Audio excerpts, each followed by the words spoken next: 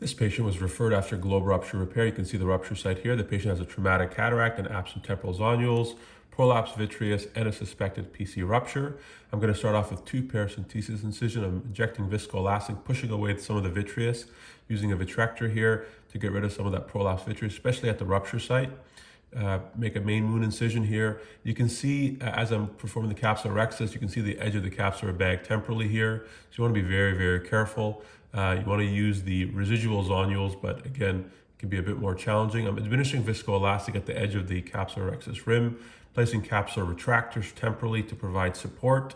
You want to do this before you proceed with the phacoemulsification. I'm going ahead with slow motion phaco here. And I recommend that for any of these complex cases. Now, once I place a chopper, I'm unable to achieve an adequate separation because there's just diffuse zonulopathy. So I'm going to repeat hydrodissection, and I'm going to modify my technique here. I'm going to use two choppers to try and break up the cataract in half, and this is successful. You can see the two separate cracks here. I'm going to go back to slow motion phaco, and I'm just administering addressing the first half of the heminucleus. And again, I have my fluidic settings way down, especially the vacuum, because when you have diffuse zonulopathy, the capsular bag has a tendency to want to come up to the center. And so you want to keep your phaco tip centrally, and you want to proceed again with slow motion phaco. Here's the epinuclear shell. And that suspected rupture side of the posterior capsule was not noted once everything was removed. I'm placing viscoelastic. You don't want the AC to shallow during these cases. And then next, I'm going to place a capsular tension ring to provide further support with the retractors. I'm going to perform a subtenon block, measure 2 millimeters away from the limbus in preparation for CTS fixation. I'm going to pass 6-0-proline from the main wound to the paracentesis.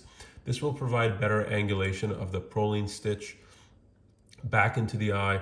And I'm going to now place a 30 gauge TSK needle, angling it above the anterior capsule and below the iris. You want to do this very carefully. You want to make sure you don't catch the anterior capsule. Now there's a bit of distortion here because that's where the rupture site was. So I'm moving my instruments away from the rupture site so I can see better. And here I'm going to feed my proline, 6-0-proline into the 30 gauge TSK needle. And the point here is you want to make sure that the proline is externalized out through the sclerotomy, which again is about 2 millimeters from the limbus. And so as I pull on the needle though, you'll see that the proline actually does not come out. So we're going to have to repeat this again. I'm pulling out the stitch, and I've also decided I'm going to pull out the retractors because they're very big, and the segment's also very big, and so they may inadvertently entangle with one another. So I'm pulling them out through the main wound. You can pull them out through the paracentesis, but also through the main wound. I'm going to loosen up the stopper here so I can easily remove the retractor. And again, we're going to now place the proline back through the main wound. I'm going to externalize it out through the paracentesis. This gives me, again, better angulation. I'm going to pass it back into the eye.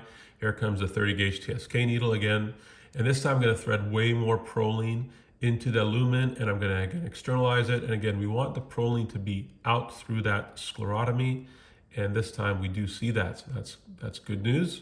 So now we're going to address the other proline suture. We're going to feed it into the eyelet of the capsular tension segment, and you're going to see that here.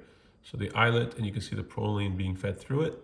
Next, what I'm going to do is I'm going to use low temp cautery to create a terminal bulb or a flange, and I want to make sure it's larger than the eyelet to prevent slippage. And I'm going to administer a bit more here, a bit more cautery here, and now it's much bigger.